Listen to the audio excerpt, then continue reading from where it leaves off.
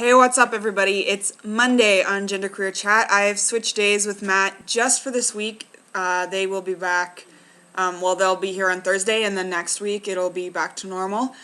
So this week's topic is one that I actually kind of have a hard time answering. It is girl-fags and guy-dykes. Have you ever met anyone who identifies in this way? Do you see any parallels or shared experiences between these identities and genderqueer expressions of sexuality? So, I think I just don't really, almost like I don't understand the question. Girl fags and guy dykes. So my brain kind of goes, I've been thinking about this all day, and I'm having a really hard time kind of wrapping my head around it. So basically, first what I do is try to define girl fags and guy dykes to myself. Girl fag implies that it's somebody who identifies as female, like gender-wise, but then sexuality-wise identifies as a gay male. That's sort of my interpretation of, the meaning of the terms. So yeah, no, I haven't actually met anyone that identifies that way.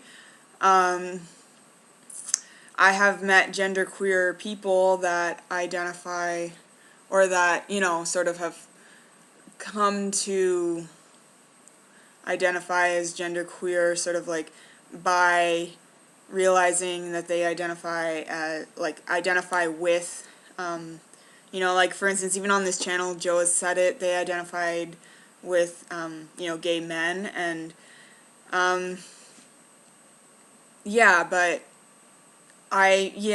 so, anyway, do you see any parallels or shared experiences between these identities and genderqueer expressions of sexuality? The reason I kind of have a hard time getting my mind around that is just, every single person is an individual, and as much as people, we try to categorize things and try to put people, in places, I just find it really, I have a really hard time, actually, like what is a genderqueer expression of sexuality? I have no idea. I think every single human being on this earth expresses their sexuality in their own way, and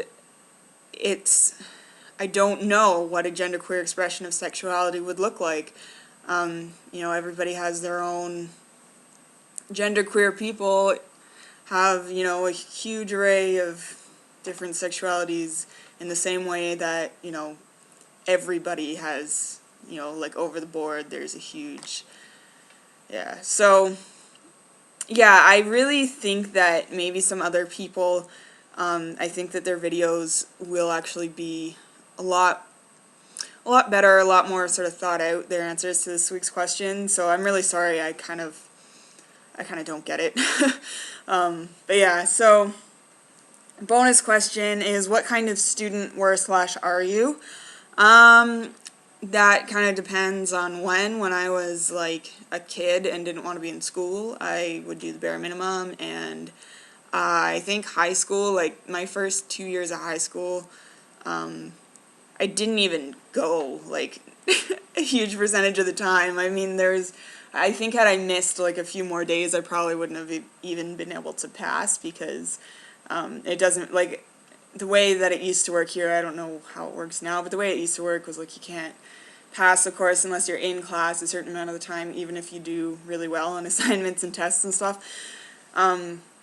So yeah, there were a few that I didn't even pass, because whatever, but when I was older and went back to school because I actually wanted to go to school, then I did better.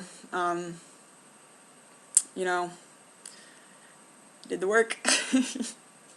Wanted to be there, so I wanted to do it. So last week I didn't answer last week's question, and I want to just apologize. I should have gotten a sub, but I kind of, like, all throughout the day I was like, oh, I'm going to do it, and then I just ended up, like, not having time, and yeah, so I'm sorry about that. all of the videos were really good last week, really interesting, and it was a very complicated topic. So I just sort of wanted to add one thing into last week's topic. The topic last week was, have you noticed any groups or subgroups within the queer community that have received unfair treatment, oppression, or misrepresentation? Have you experienced such treatment yourself for an aspect of your life experience, gender, sexuality, appearance, race? How do you think we could deal with these issues on a personal and or social level? One of the things about that question that people didn't say anything about last week was the sort of unfair treatment that bisexuals get in the queer community, or the GLB community. I can remember when I was a teenager, like starting to go to the gay bars or whatever, people would say, don't, even if you are bisexual, don't say you're bisexual, say you're a lesbian, because otherwise nobody will talk to you, because there's this kind of belief that, it'll get too hard, being gay will get too hard, so, bisexual people are just going to leave you to go live this heteronormative lifestyle, and I think that's really unfair, because, bisexual people are bisexual, and you can't, judge that somebody's gonna... I can understand, like, somebody being afraid, that if they hook up, like, with a bisexual person, if it gets tough, that they have other options, like, other than being gay.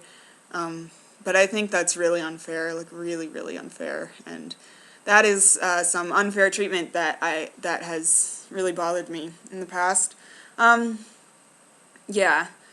So, and last week's bonus question, are you afraid of heights? I think that's kind of funny, because right now I'm actually scared, because I'm up in my apartment, which is like 19 stories up, and there is a really bad storm going on, so the building is kind of shaking, and I'm actually afraid being up this high when the building's shaking. Yeah.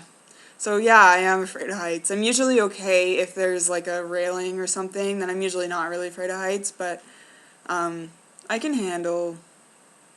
I don't know. I do get scared. I do. Yeah. So anyway, that's it for this week, and I will see you next week on Thursday. Bye, guys.